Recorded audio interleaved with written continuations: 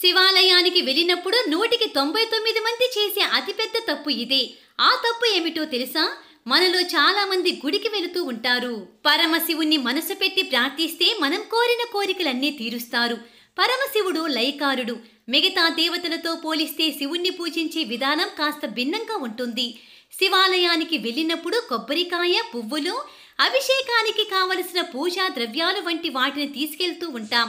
అయితే మనం శివాలయానికి వెళ్ళినప్పుడు మనం చేసే కొన్ని పొరపాట్ల కారణంగా శివుని అనుగ్రహానికి బదులు ఆగ్రహానికి గురి కావాల్సి వస్తుంది.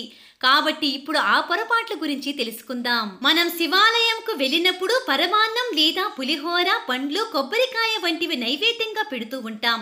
మనం శివునికి ఏమి నైవేద్యం పెట్టినా సరే శివాలయం నుండి ఇంటికి తిరిగి తీసుకురాకూడదు. అలా నైవేద్యం ఇంటికి తీసుకురావడం చాలా పెద్ద తప్పు. ఎందుకంటే శివుని దగ్గర చండీశ్వరుడని ఒక దేవుడు ఉంటారు.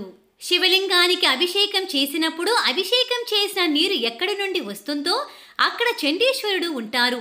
మనం అభిషేకం నీటిని తీర్థంగా తీసుకుంటాం.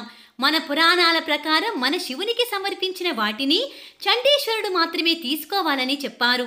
కాబట్టి మనం శివాలయంలో శివునికి సమర్పించిన వాటిని ఆలయంలోనే వదిలేయాలి, కానీ ఇంటికి తీసుకురాకూడదు. అయితే ఈ విషయం చాలా మందికి తెలియక శివాలయం నుండి ప్రసాదం ఇంటికి తెస్తూ ఉంటారు.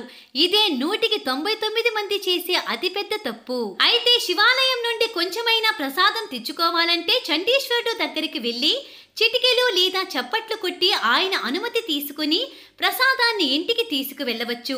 శివాలయానికి వెళ్ళినప్పుడు నందీశ్వరుడు అనుమతి తీసుకుని శివ దర్శనం చేసుకోవాలి.